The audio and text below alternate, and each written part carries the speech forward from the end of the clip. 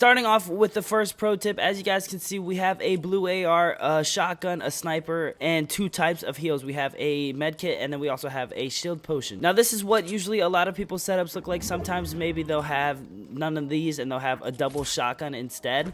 But for this case right here, I did not find a pump shotgun here, so this is exactly what I'm rocking. This is what I normally would rock. Now, a lot of people like to separate their inventory with like categories. Like basically, everyone's gonna have their AR usually in the first slot. A lot of people end up doing this, so they keep their AR in the first slot, and then their shotgun in the second slot, and then their sniper in the third slot or fourth slot, because they keep all their weapons right next to each other, so that way when they're switching, they have their weapons right here ready to go. Now, sometimes it sucks. Like for instance, say we do want to rock a double pump. Let's pretend this is a pump shotgun, and we have basically our AR, we have our 2 shotguns, and then we have our sniper rifle and our shields. Now, what sucks about this setup, having your weapons organized by like, these are all weapons, so we're gonna have the weapons first and then the shields next. Some people make this mistake, but a pro tip is to put the sniper at the very end, no matter what it is. Even if this is shield pops or grenades or anything like that, whatever this slot is right here, it doesn't matter what it is.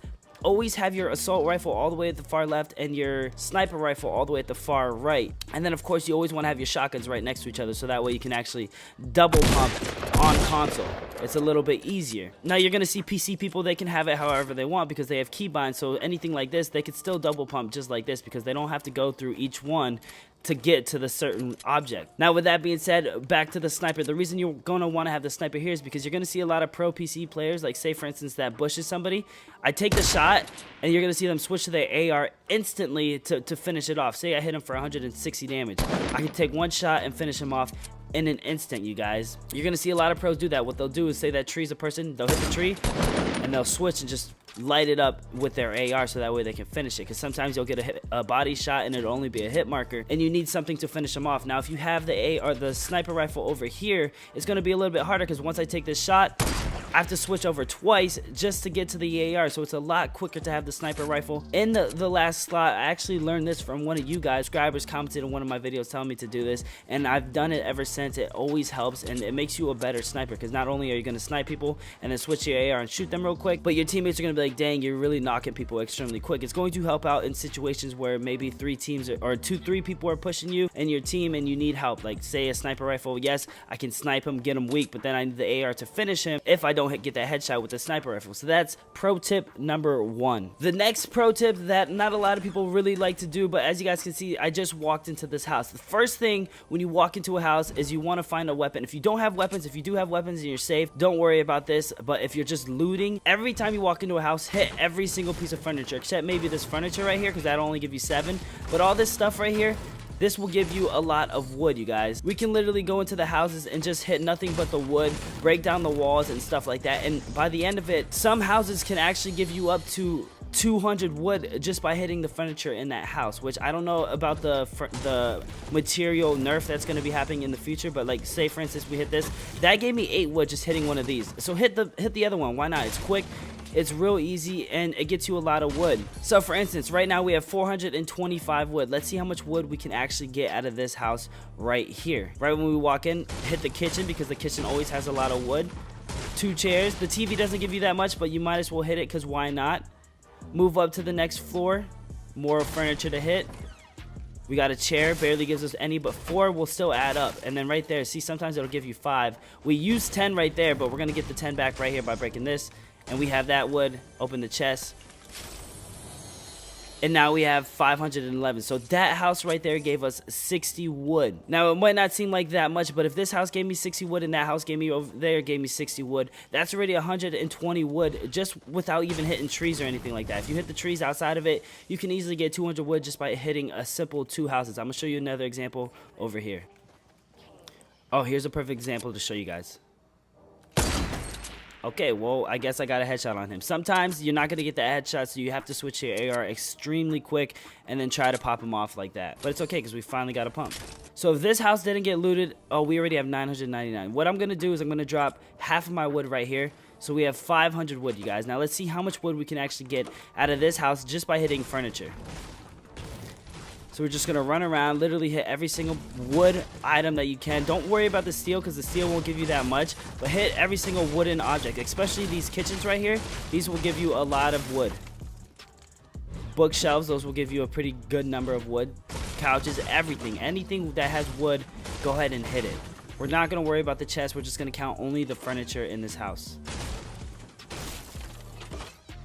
And as you guys can see, we have 650. So this house right here, just this house without breaking walls or any chests or anything like that, gave us 150 wood, which is insane. That's a big amount of wood. And if you're doing this in every single house that you're hitting, you're going to have 999 wood very easy. And having material is massive in this game, you guys. You're going to want to have as much wood as you possibly can, because especially in the end games, that's when it really comes down to the build fights and stuff like that. And if you run out of material, you're probably going to die, because the other guy's going to have high ground on you. He can play with you. He can do whatever he wants because he has way more mats than you have. And since we're talking about farming material and stuff like that, hit these wooden pallets. I don't know if you guys know this, but these wooden pallets give you a lot of wood. For the third pro tip, what I want to tell you guys is the pyramid. Now, some people actually like editing these pyramid ramps to be ramps like this, so that way it's a lot quicker. But if you're playing on Builder Pro, this does not matter. You can actually use these ramps for a different purpose, which is really good. Not a lot of people actually do this, but what you want to do is, say for instance,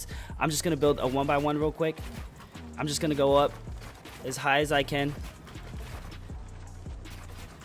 Not that high. I just want to go up a good number, a good height. So basically right here, say we're in a build off or something like that and I need to get down quick, but I don't want to sit there and do this and all the way down to the very bottom, because that's going to take too long, or I could end up dying, or I'm running away from the storm, or in certain situations where you're not going to be able to do that. What you want to do is you want to have this preset to these front 2 steps instead of the back 2, so that way it looks like this. So that way anytime you open up your mats and you go to your pyramids, you have down ramps ready to run down the hill, and then you can switch it back to this, switch it back to a down ramp, and it's that easy. Not a lot of console players actually do this, but it does help out a lot. Having this set to an automatic down ramp will always help you out in situations, especially in the final match when you're having a build off or something like that and you need to get down quick. Because say you guys have a build off in the storm, you end up winning, but you need to get down quick and you have like no launch pads or bounce pads or anything like that. What you want to do is you want to go ahead and set up your down ramps like this. That way you can easily get down and then jump and let the other ramp catch you. Not a lot of people know about that, or actually a lot of people do, but they just don't take the time to do it. And honestly, it does help out. It can improve your gameplay a lot. It's a pro tip for console players if you guys do want to become really good on console, because we... Oh, hang on, someone's right here. Oh, she's bad.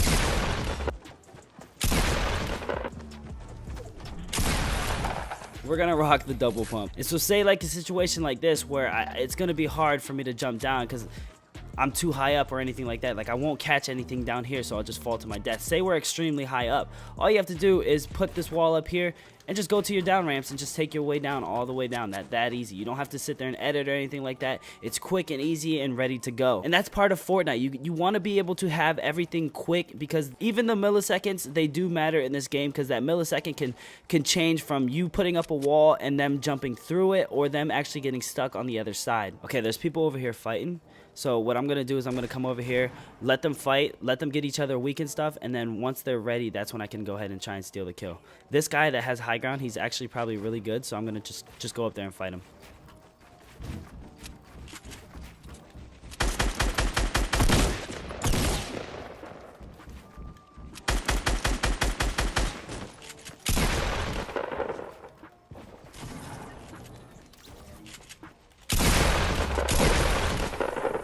You let them fight it out, let them kill each other, and then you go ahead and do it. But you want to remain high ground whenever you're doing stuff like that. That's not one of the pro tips that I want to tell you. It's one of the tips that I do give on this channel, but it's not the pro tip. Now we're coming down to a situation where it's a 1v1. And I get a lot of comments of people saying that this is where they choke, this is where it gets hard and stuff like that. So I'm going to show you guys the best tips and tricks on how to try to win the 1v1 and stuff like that. So basically, I have no clue where this guy is. So what I'm going to do is I'm going to put a launch pad down. Because I have 2, oh crap, I'm gonna go find him. My goal, my objective is to find him, find out where this guy is. He could be, and I just heard him place a trap, so he's right here. Look at him.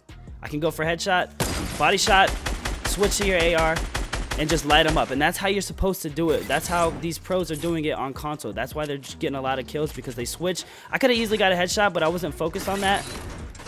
I was focused on showing you guys exactly how the technique works. But those are the best pro tips that I can give you guys when it comes to solos that not a lot of people give their fans and stuff like that, their viewers. just because they don't think that it's necessary. But these little things do matter, so I want you guys to go out, play the game, and actually put down these perspectives, actually do these tips right here, and let me know down in the comments how it helps you. Does it make you a little bit better? Does it help out? And just, of course, a little bit better is all you need. If you just get a little bit better every day, soon that little bit is going to turn into a massive amount of skill, and you're going to be better than your friends and stuff like that, and you're going to be able to show off, and they're going to be like, dang, that's smart. Like, it's all about being smart at the game. But with that being said, guys, I appreciate you guys so much. If you guys can, please kill this video with a thumbs up. If you guys can break 1,000 likes on these tips and tricks videos, I'll bring you guys another one. So you guys basically hit 1,000, like 200 likes on the last building tips and trick video. So I'm going to go ahead, tomorrow's video, we're going to do a building tips and tricks for you guys. And whenever you guys kill 1,000 likes on this video, we'll go ahead and do a part 2 of pro tips for you guys on the channel. But thank you guys so much, and I'll see you guys in the next video. Peace.